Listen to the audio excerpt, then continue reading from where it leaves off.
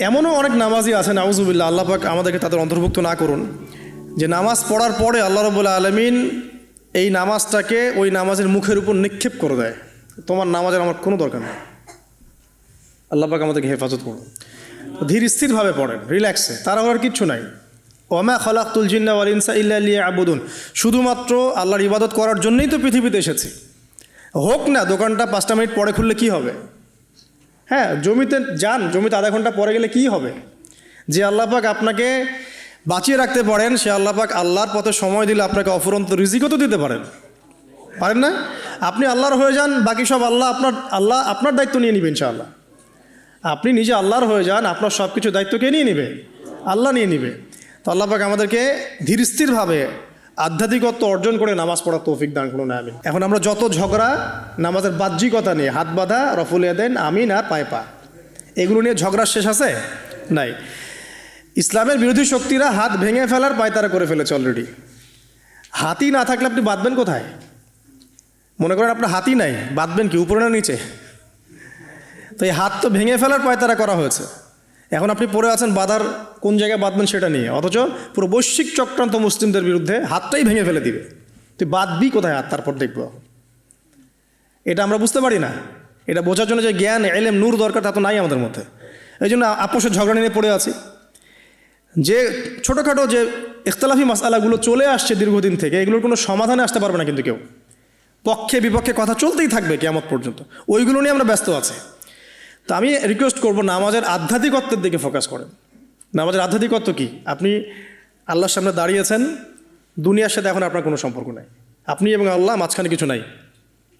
নামাজে যা পড়ছেন, সূরা ফাতিহা, অন্যান্য সূরা, রুকু, তাসবিহ, সেজদা, তাশাহুদ, দরুদ, অর্থ বোঝার চেষ্টা করেন এবং অর্থের দিকে ফোকাস করেন, আল্লাহকে পাবেন ইনশাআল্লাহ। সেজদায়, রুকুতে যখন যাচ্ছেন, আপনি চিন্তা করেন যে আপনি মহাবিশ্বের মহা শক্তিধর আল্লাহ রাব্বুল আলামিনের সামনে মাথা নত করেছেন।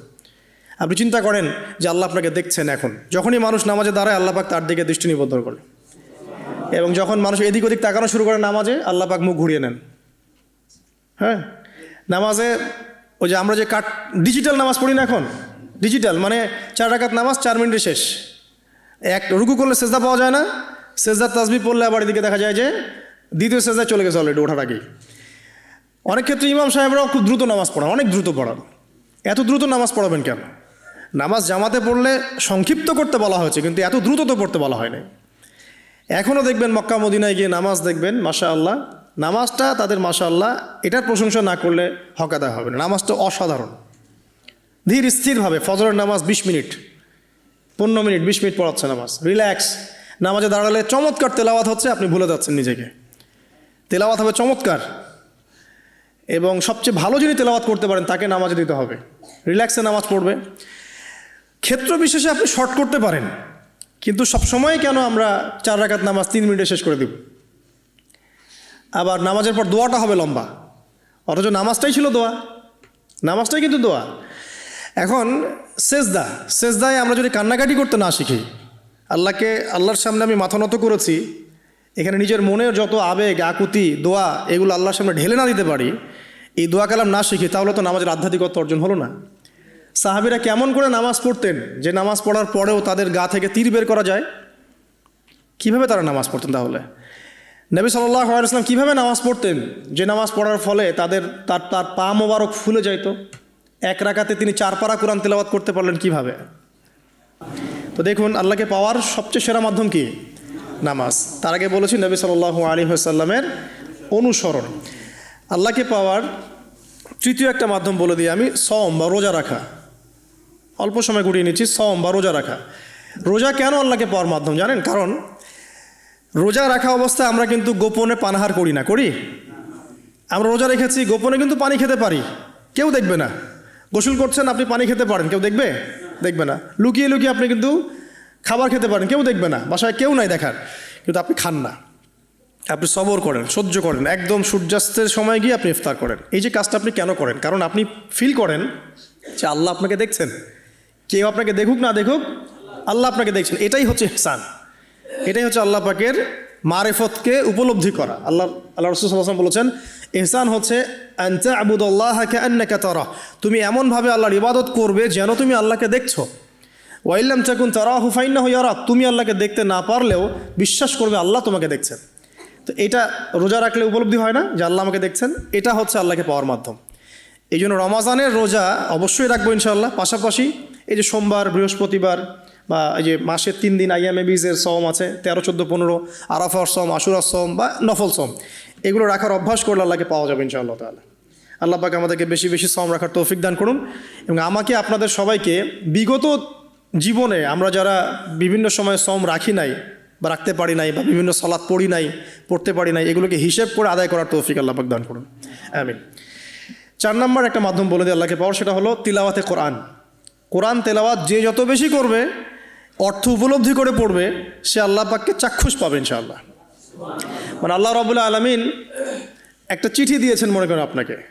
আপনার একজন কথার কথা এক্সাম্পল দিচ্ছি যে আপনার কোনো একজন বন্ধু আছে অনেক দূরের কোনো দেশে, তা আপনি তাকে দেখেনও নাই, আপনি তাকে চিনেনও, মানে আপনি তার চেহারা দেখেন নাই, তাকে চিনেন না, তার সাথে যোগাযোগের মাধ্যম হচ্ছে আপনার চিঠি বা মেসেজ, ঠিক আছে?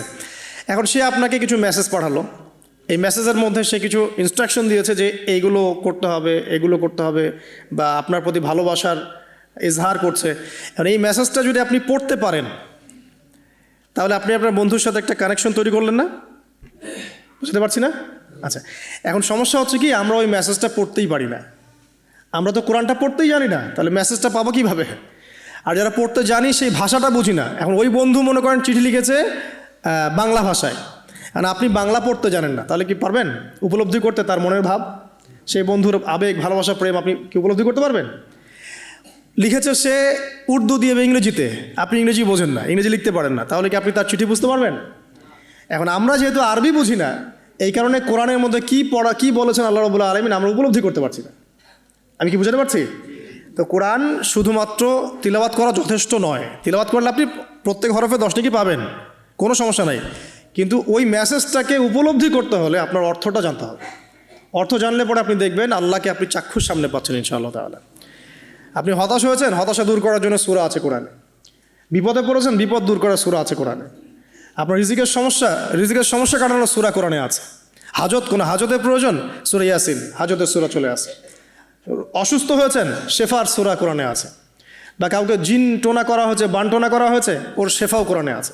এমন কোনো বিষয় নাই যেটা আল্লাহ রাব্বুল আলামিন কোরআনের মধ্যে নাজিল করেন নাই। ব্যবসা করতে চান, কোরআন কথা বলবে, ঠিক আছে? আপনি সামাজিক বিষয়ে ডিল করতে চান, সূরা হুজুরাত কথা বলবে। আপনি ইতিহাস ভালোবাসেন, কোরআনে ইতিহাস দিয়ে ভর্তি করা আছে। আপনি কাব্য ভালোবাসেন, কবিতা পড়তে ভালোবাসেন, কোরআনের মধ্যে কবিতা দিয়েও ভর্তি আছে। আর রহমান আল্লামাল কোরআন খালাকাল ইনসান, এখানে ছন্দ আছে না? প্রত্যেকটা ছন্দ, ওয়ান নাজমি ইযা হাওয়া মা আদাল্লা সাহিবুকুম ওয়া মা গাওয়া ওয়া মা ইয়ানতিকু আনিল হাওয়া, ছন্দ আছে না? আপনি উপন্যাস ভালোবাসেন, কোরআনে অনেক উপন্যাস আছে, পড়ে দেখেন, যা চান তাই পাবেন কোরআনে। এক কথায় আপনি আল্লাহকে পাবেন কোরআনের মধ্য দিয়ে। তো কোরআনের সাথে যার সম্পর্ক যত বেশি, আল্লাহর মারেফত সে তত বেশি পাবে ইনশাআল্লাহু আজ্জা ওয়া জাল্লা।